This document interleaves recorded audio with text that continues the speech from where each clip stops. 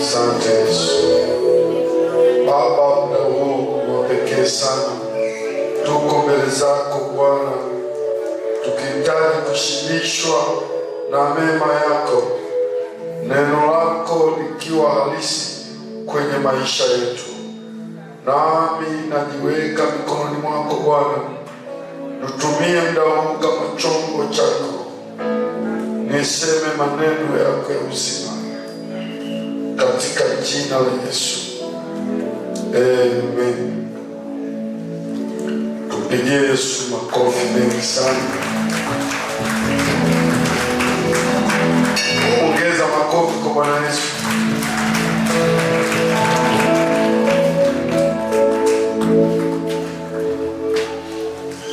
Bwana, napenda niwasalimu katika jina la Yesu. Tupungiane mikono hewani namna hii.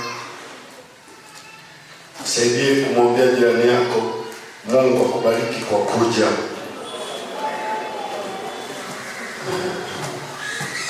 Amen. Mungu akubariki sana zoni ya kanisa B. Leo nimejifunza, nilikuwa nasema Mungu ana watu wengi.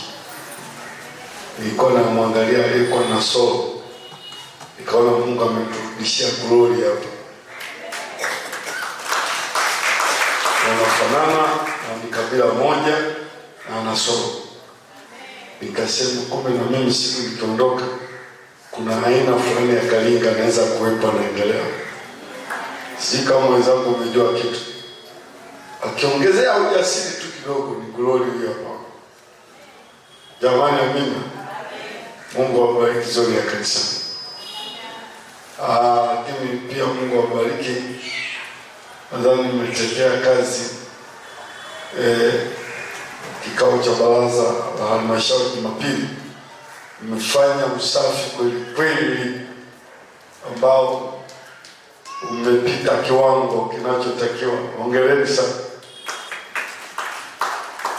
Na najua umefanya kazi nzito, sababu maeneo mengi yanahitaji usafi. Ukizunguka huko madarasani, ukizunguka huko utashangaa kazi waliofanya ni kubwa sana. Tuwapigie makofi kwa uchache wao.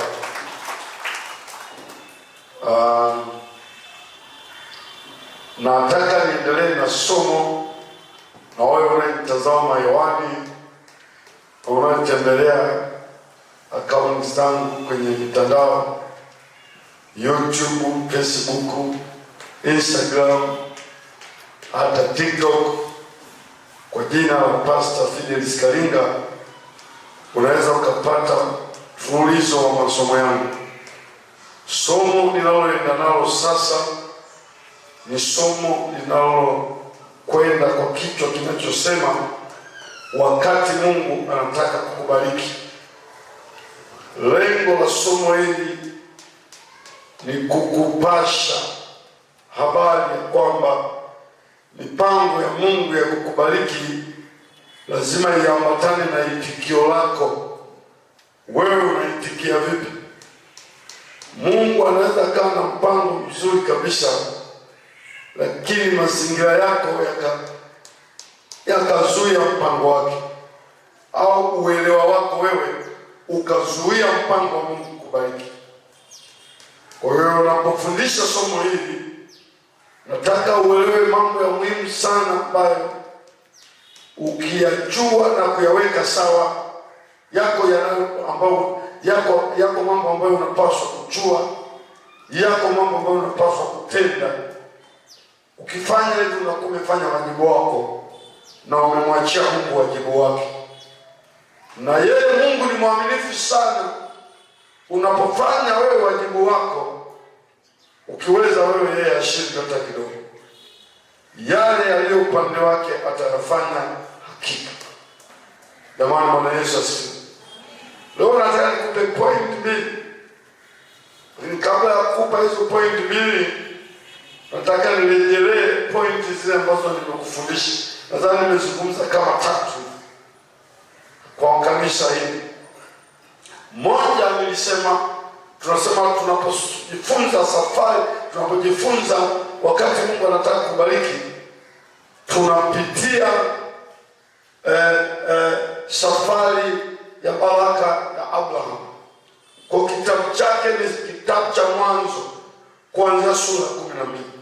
ndio kitabu chetu kikubwa.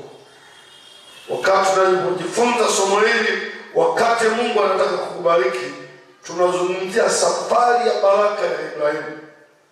Na tunapozungumzia safari ya baraka ya Ibrahimu,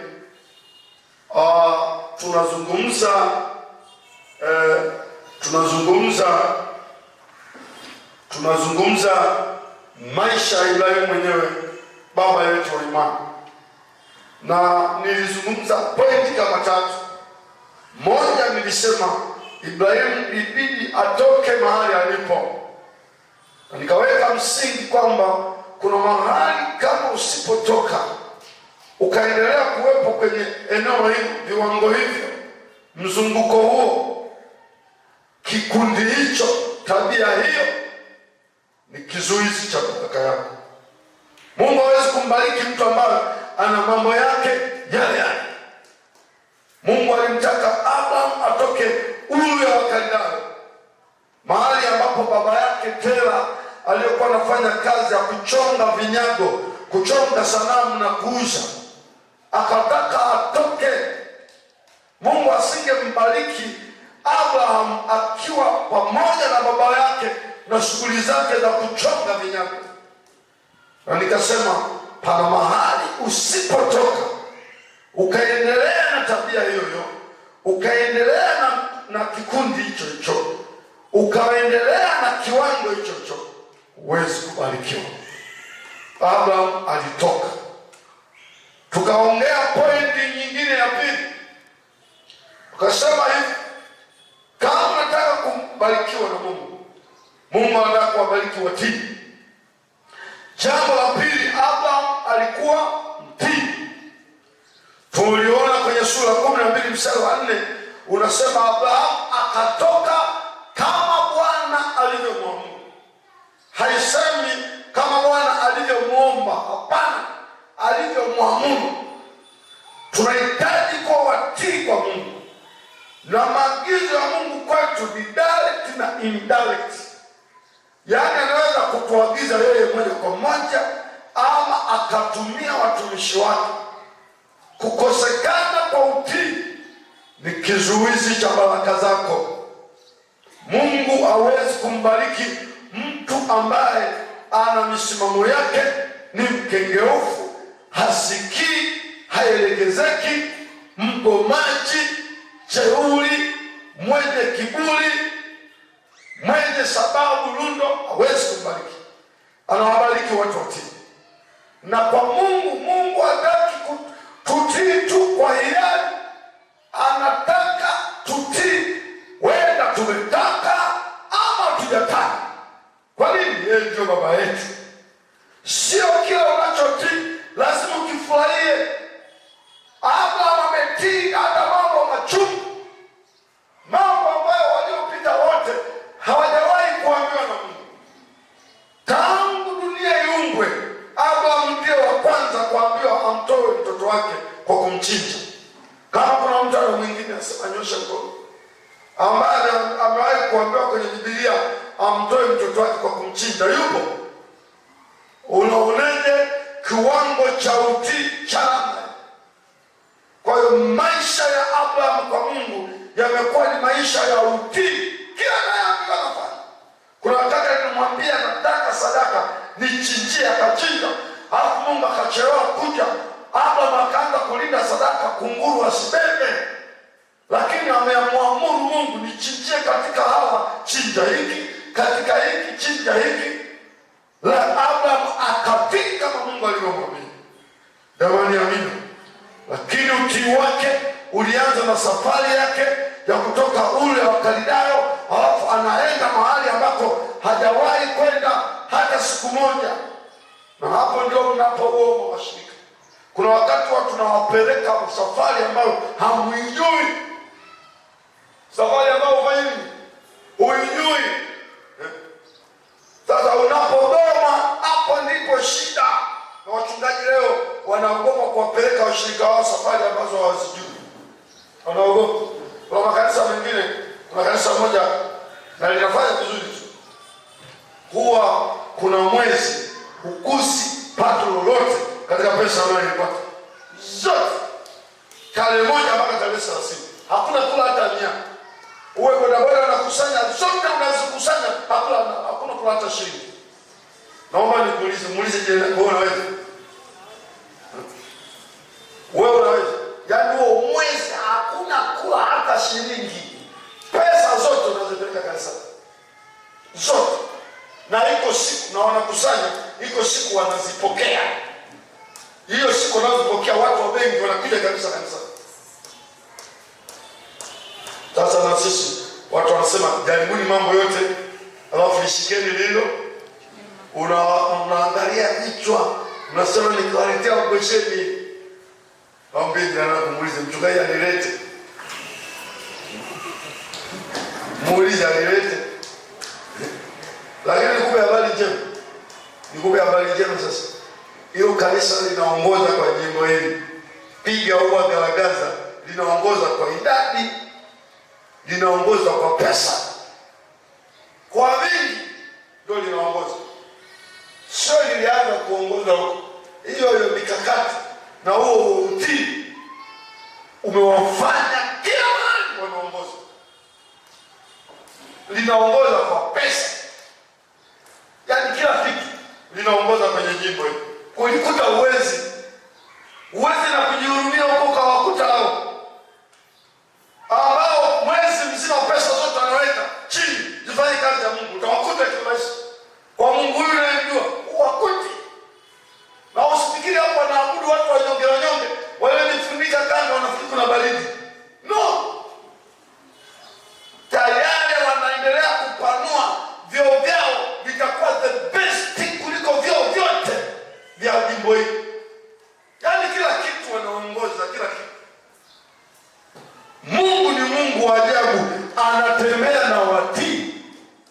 Narudia tena, anatembea na watii. Wakikusimulia yale Mungu anatenda, wale watu walianza wapi wakati wanatii kauli ya Mungu kupitia mchungaji na wakatekeleza, na wako wote wanashuhuda wote. Utii. Jambo la tatu nikasema linalofanya utengeneze mazingira wakati Mungu anapanga kukubariki atalitenda ni uwezo wa kukabili changamoto. Wote waliobarikiwa na Mungu hutanguliwa na changamoto kali. Changamoto za kukufedhesha, changamoto za kukushushia heshima, changamoto za kuonekana wewe kama kikaragosi, changamoto za kukupotezea mwelekeo. Unaona kama Mungu hayupo, kama unachoomba ni sifuri, unaona kama unavuliwa nguo. Hayo yote sio kizuizi kwamba hautakutana na baraka zako. Na yako mengi. Kuna kupoteza familia, kupoteza ndoa, kupoteza mali, kupoteza heshima, kugeukwa na mambo kadha wa kadha. Mara nyingi tunapokutana na hayo, tunaona sasa basi, tunaona imeisha. Lakini nataka nikwambie, mbele ya zile changamoto yuko Mungu mkubwa sana. Mwambie jirani yako maneno hayo, mbele ya hizo changamoto yuko Mungu mkubwa sana. Jamani, amini. Sasa leo nisungumze ya 4 na ya 5. Jambo la 4 la kulielewa wakati Mungu anapopanga kukubariki. Hupasi kuwa mbinafsi. Hupaswi kuwa mbinafsi. Mungu mbinafsi kwa Kiingereza anaitwa ubinafsi. Self. Ingine egocentric. Hiyo. Jamani, amini. Mungu hawabariki watu ambao hawatasaidia mtu mwingine kabisa. Yaani Mungu anapopiga tochi, mtu atakayeachilia baraka lazima aone ndani ya huyu mtu naenda kumbariki atabeba ngapi. Kuna mtu anaelewa? Akiona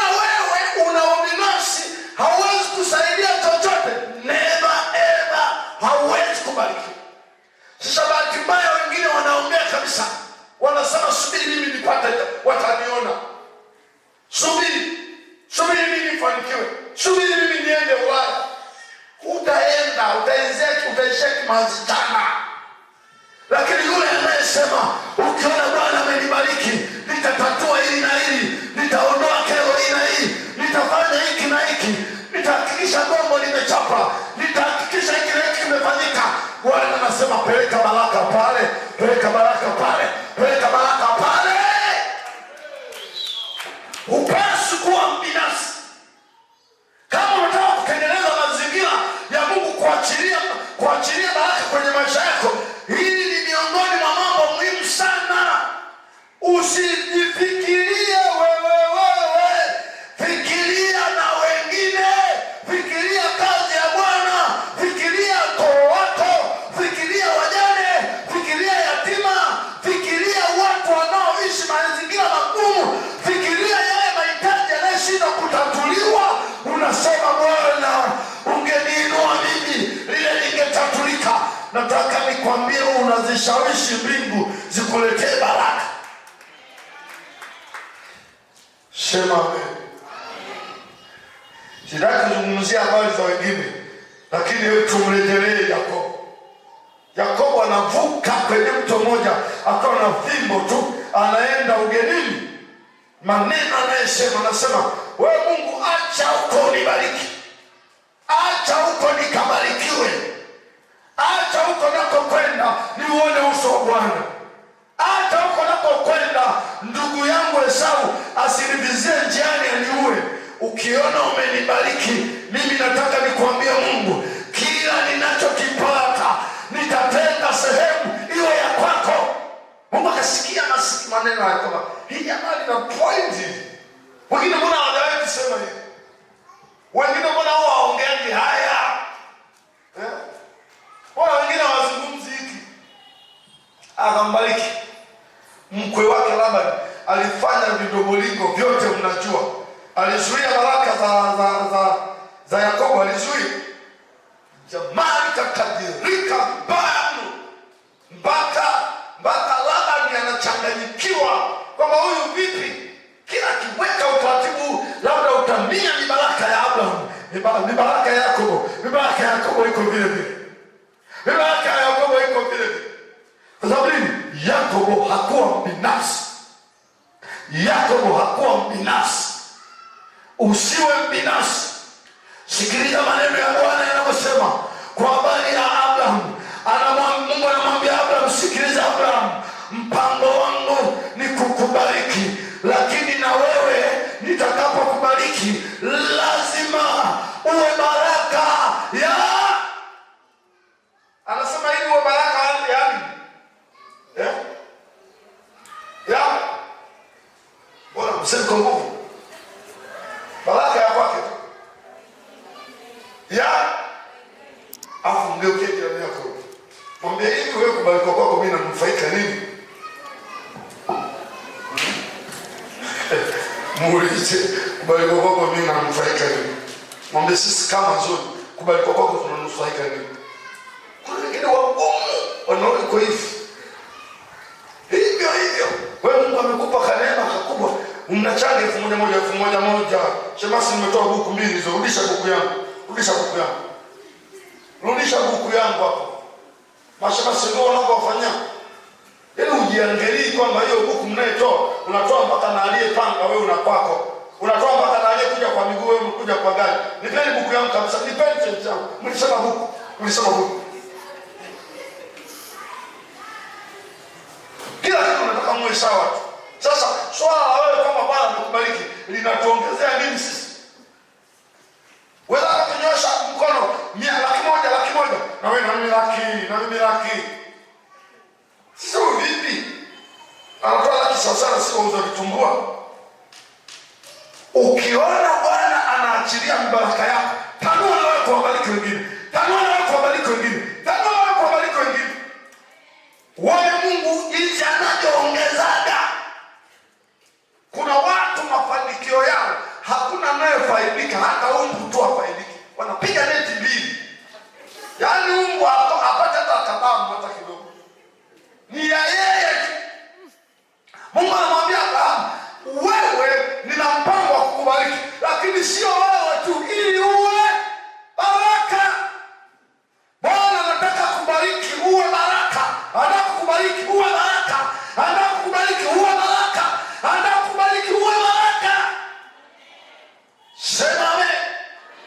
Biblia yangu inasema Abrahamu hakuwa binafsi, ni yeye aliambiwa toka, lakini maneno ya Bwana yanasema kwa sababu alikuwa amesikia Mungu alivyomwambia anataka kuwa baraka kwa wengine, akasema yes, come on, naanza na familia. Mtu alikuwa kibelebele yuko pembeni, anamwambia Abraham tunaondoka wote. Abraham amenyamaza, haonyeshi kama wanaondoka wote, lakini mstari wa 5 Biblia akamwambia mtu, come on, tuondoke zetu. Bwana ameniambia uko nakokwenda na kwenda kubarikiwa, sichomoki peke yangu, tuchomoke wote. Abraham akachomoka na kikosi kwenye safari yake ya baraka. Hebu mwambie mwenzako, chomoka na mimi kwenye safari yako ya baraka. Hasa roho ya Kitanzania. Roho ya Kitanzania hela zikimshinda, anatamani achimbe shimo weke kwenye kiroba au tumkize kwenye shimo, mkose wote kabisa. Ubinafsi mkubwa mno. Umimi mkubwa mno. Na wewe ukianza kujishughulikia wewe tu, Mungu anakuacha. Lakini wewe unapopanga kushughulikia wengine, kusaidia wengine, Mungu anafungua mlango mkubwa zaidi. Amen. Mstari wa 5, Abraham akaondoka na ndugu yake Lutu, akabembeleza na watu. Nataka mtu wa Gosheni ubarikiwe, ubembeleze na watu. Sizungumzi baraka za kiroho tu, za kimwili tu, nazungumza na baraka za kiroho. Kama uko mtu na viwango vikubwa vya kiroho, bembeleza na wenzako na wao wapande viwango vya kiroho. Kila anayetembea na wewe, viwango vya kiroho viwe juu. Kila anayekuwa karibu na wewe, viwango vya kiroho viwe juu. Kama Bwana anaamua kukinua kuwa muombaji, viwango vyako vya maombi viambukize na wengine.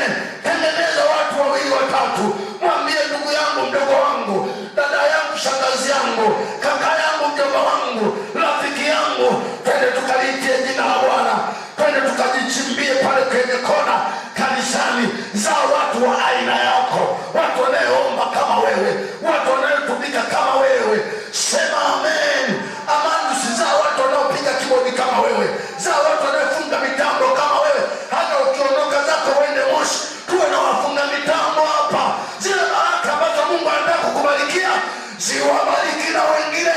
Siku ya siku wanyanyuke watu waseme, kama sio Amandusi singeweza kushika kibodi, kama sio fulani singeweza kuwa soloisti, kama sio fulani singeweza kuwa mhubiri. Come on, za watu wa aina yako. Unanioneje Bwana?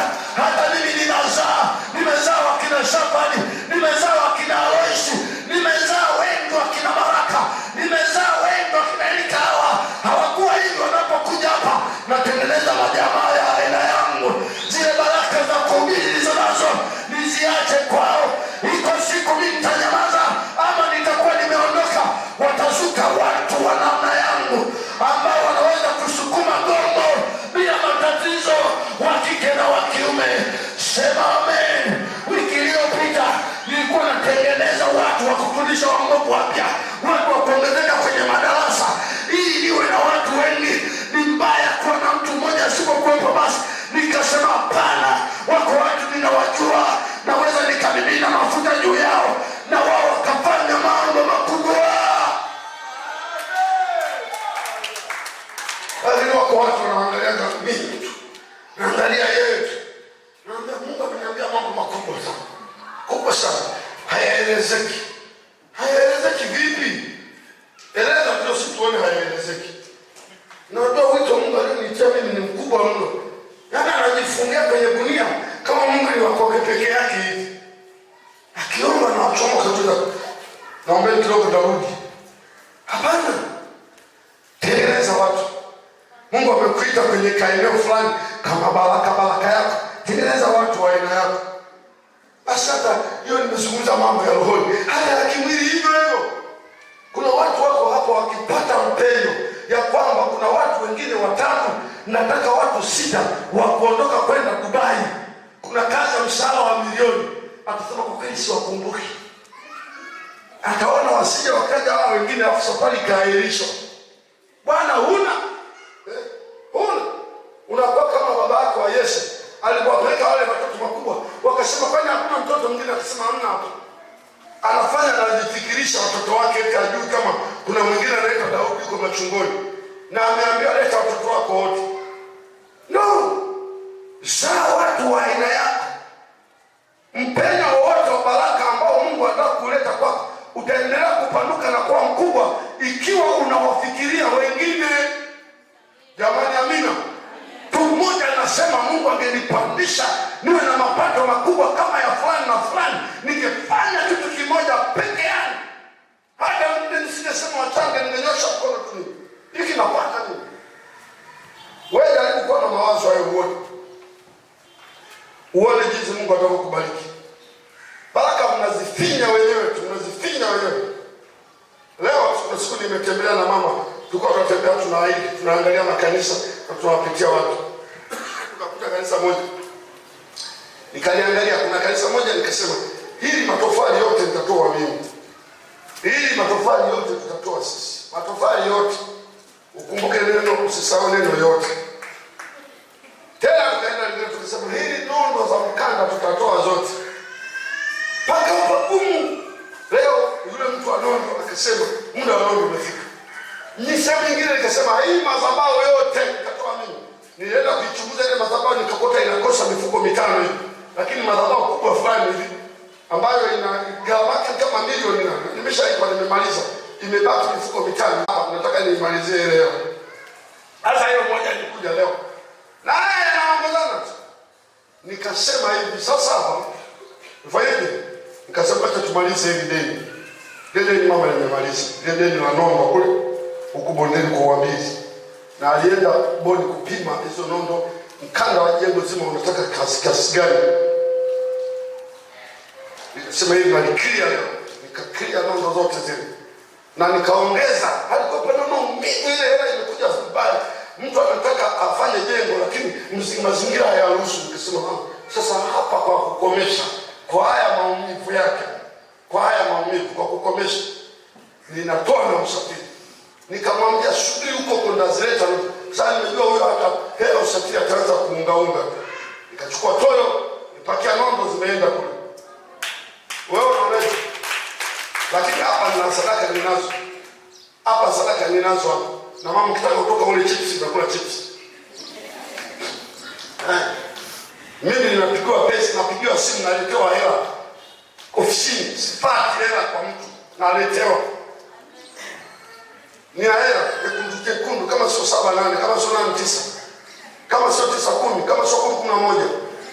Kama sio 11-12. Bado hujala chips. Ninazo, sikutani kabisa. Ninazo. Hela kwanza nimepata 170,000 ya keshi kisha. Nyingine mtu mmoja nilimuombeaga huko, sijaelewaga na sisi tunaomba tumepewa bure, toeni bure. Kanipigia simu, nasema baba maombi yako yalinibeba. Mungu alinipa mtoto, namuuliza jina lako nani? Hata jina nimelisahau. Ananiambia namba hii inatoa, nikasema haitoi mara moja inatoa sana. Sasa wale wanasema leta 500, leta 1000, haipasi kufanya hivyo. Hela imethibitishwa. Unaona? Unanielewa ninachozungumza? Unanielewa ninachozungumza? Kama unafungua milango kwa ajili ya wengine, Mungu atakupa hela. Mungu atakupa hela tu. Hawezi kuzuia. Wale wako kwenye kikao jana wanajua na vikao vyangu wanajua. Juzi hapa tumekutana na kikao kingine nimepiga kwenye ile kanisa. Pamoja na kwamba nilishapeleka mirunga pale, nilishapeleka nini? Anaye nazungumza bado hata tawi letu la Kaopio bado nimekuja hapa na nimetoa bajaji nimepeleka mzigo kwao, hao wanajua kinachula. Nimempa mirunga 20 ya kwangu nimetoa nyumbani, nimepakia na gari na toroli na nimelipa na toroli mwenyewe. Shida moja ni sisi tu tunajiangalia sisi. Hatuangalii wengine. Kabla kwenye kanisa watunaji watu wanajua. Nikacheki nikasema pamoja kwamba ndio kuleta marunda hapa na nini, shaleta na mabati. Wengine wakati ya fence pale, wakati najenga kwangu ya fence yale nilitoa kwenye kanisa. So sijui mabati yaliyotumika kuna mahali pa kuuza bati used. Wakina Kiula wanajua. Sio sijui hata mirunda inasema ya kuuza used, lakini nimeileta ile pale. Yote mirunda ile sio yenu ile ya kwangu. Hata Kiula mwenyekiti habari kufikie, mwambie na Renata kwamba hii Mirunda ameleta wapi? Hiyo pale ile. Sio nimeileta niichukue, nimeileta ikitokea shida hapa haijatunzwa Mirunda hapa. Hii Mirunda nilinunua kwenye magorofa hayo mawili hayo. Wakati najenga kwangu niliichukua, nilinunua shilingi 2,200. Nikaenda kufanya kazi. Nikaona hii Mirunda tusiitupe, tusiuze, iende kabisa.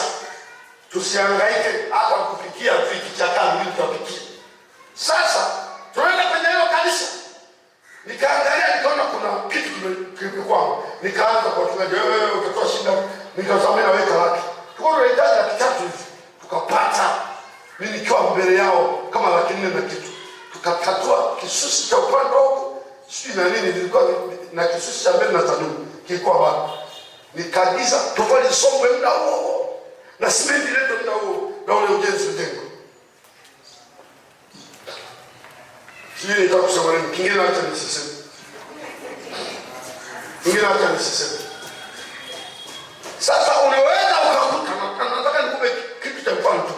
Unaweza ukakukuta umekutana na mtu anayetaka kuwa baraka kwa wengine kwa wewe hivyo hivyo. Sasa itikio la wewe sasa ambayo sisi hapo sio wanasema bariki. Chungaji useme, wakisema bariki huwa tunaitikie. Amen. Tuwabariki wachungaji wetu basi nasema amen. Sasa kuna wengine wanafanya amen. Amen. Na wenyewe wanafanya amen. Sasa ukikutana naye sema amen anapokea. Mwambie atoe. Hao wengine niliofanya nao hivyo, lakini mahali palifika mahali pengine hakutoa 5,000 tu. 5,000 hajajua wenzake waliambia bariki amen wakabariki milioni. Yeye afanye mrejesho wa 5,000. 5,000. Yaani ndio unajua hawa wanakwama hapa. Abraham akambeba Lutu, akabeba na ndugu zake, akiwasimulia ya kwamba yuko Jehova ambaye nyinyi hamuelewi, ameongea na mimi, amenianzishia safari ya mibaraka. Anasema hapa tutoke. Hizi pesa za kuuza vinyago ni ndogo sana. Hii heshima ya kuwa mtoto wa Tera ni ndogo sana. Iko heshima inayozidi hapa. Ni kweli tutakuwa tuko mbali na wazazi. Tutakuwa tuko mbali na nchi yetu. Lakini heshima tunaenda kupata huko mbele ni kubwa kuliko heshima ya kuishi ule wa Galilaya. Wakaianza safari Abraham na kikosi chake. Wale kikosi kingine wanaponyea moto. Sio wahusika.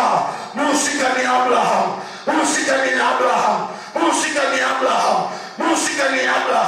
Na wewe nataka nikuambie, inawezekana baraka hizo sio zako. Umetembea na Abrahamu, usimwache Abrahamu, maana kumwacha kwake ndio matatizo yako. Mtu alijisahau alipotembea na Abrahamu, akafikiri ni baraka zake. Kule mbele ilipotokea shida kidogo tu, akakubali kirahisi kuachana na Abrahamu. Akaenda Soari, asielewe Soari kuna moto, asielewe Soari kaka atageuka kwa juu ya chumvi. Lakini angekomaa akasema sikatani na Abrahamu, huyu ndiye aliyenitoa huyu ya Galilaya. Hii safari ilikuwa sio yangu ni yake.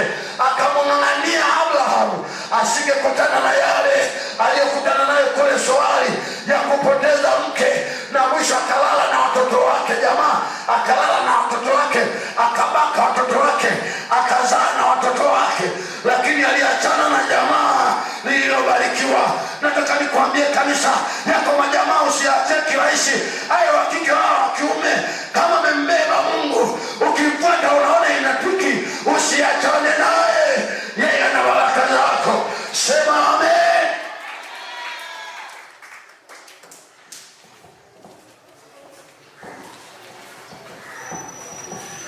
Anaelewa hapo mkono wako. Mwambie jirani yako, sio binafsi. Sio binafsi. Huwezi kushiba. Hata kule Iringa kuna jamaa mmoja, mzee mmoja, kuna mahali walikuwa wanapaita Uliaka Dodo, niliwaambia. Uliaka Dodo. Huyo mtu unaambia, mtu yote anayepita njia hiyo alikuwa lazima apate kitu fulani. Kwa hiyo kasema Uliaka Dodo, yani hapo lazima kitu kidogo utakula. Mwambie jirani yako, jina lako hicho Uliaka Dodo. Yani kitu kokola, atakukimbizia hata kiasi tu.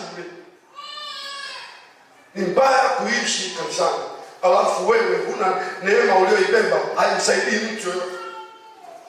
Unaifungia hiyo neema. Huwezi kufikia kwenye mibaraka mikubwa. Kwenye mibaraka mikubwa. Ndio maana unaona hata matajiri hawa duniani hapa, pamoja na kwamba mnawasikia wajeuri au nini na nini, hata haya mabenki karibu yote katika mipango yao yana percentage za kuzitoa kwa watu. Ni kweli ni uongo? Haiwezi benki kawepo iwe NMB iwe CRDB. Lazima kuna wakati wanakata fungu fulani, wananunulia madaftari wanafunzi au wanatengeneza mabenchi sehemu. Hata matajiri unaoona wana percentage wanairudisha kwa watu. Atakomana kukomaa, lakini siku fungu linapofika kutoka la kusaidia kitu fulani, unafikiri anaonga, unafikiri nitakasa. No, wanaelewa ndio usalama wao. Principle ya Mungu anapokubariki lazima uwabariki na wengine. Ukizuia tu umezuia ni baraka yako. Kama unakunja mkono kubariki wengine, utakukunja hivyo mpaka utakakama. Naomba nishia. Simama pale ulipo. Simama pale ulipo. Na hizi baraka hazianzi na baraka nyingi zilizobarikiwa. Na udogo hivyo hivyo. Lutu na Abraham wameanza kubarikiwa kabla hawajafika mbali. Mifugo ya Lutu ikaongezeka. Yaani akajishangaa tu, Lutu anatembea na Abraham, mifugo yake imefanya nini? Imeongezeka. Mwambie jirani yako, nikitembea na wewe niongezeke. Mwambie tena, nikitembea na wewe niongezeke. Mifugo ya Lutu ikaanza kuongezeka, anatembea na ni jamaa la baraka. Na bila shaka Abraham alikuwa anampa principle ya mifugo kuongezeka. Alikuwa anamchotea, anammegea mambo yanayoweza kusaidia afanikiwe zaidi. Hata mifugo ikawa haiwezekani kuichanganya. Ni mingi mno, hawajafikia kilele cha baraka, wako njiani. Mpaka wafanyakazi wanaanza kugombana. Mali ni nyingi mno, za Abrahamu nyingi na za Lutu nyingi. Lutu uko na Abrahamu. Anza sasa hivi kufikiri watu wengine. Kufikiri watu wengine. Usiwe na huduma ya kujifikiri wewe tu. Fikiri wengine.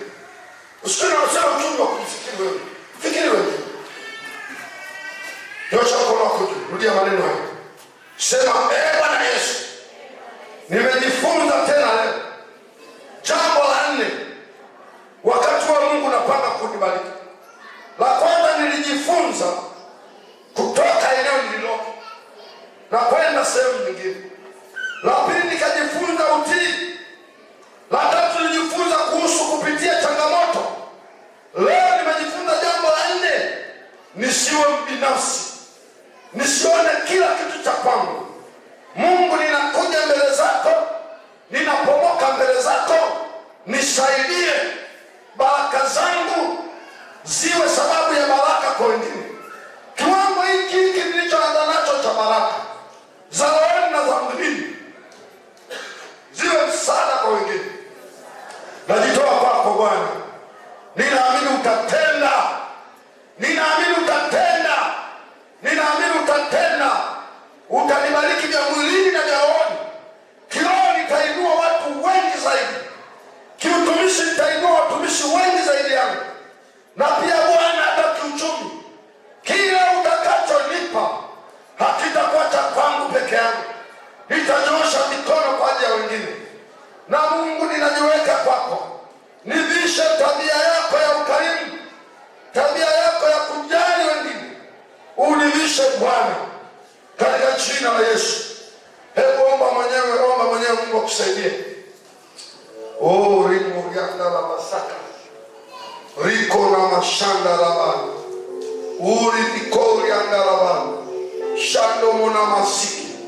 Utamakacho mesenta. Rimo yanda manato yasi. Riku riba yanda. Yando mona masaka. Shendele boka.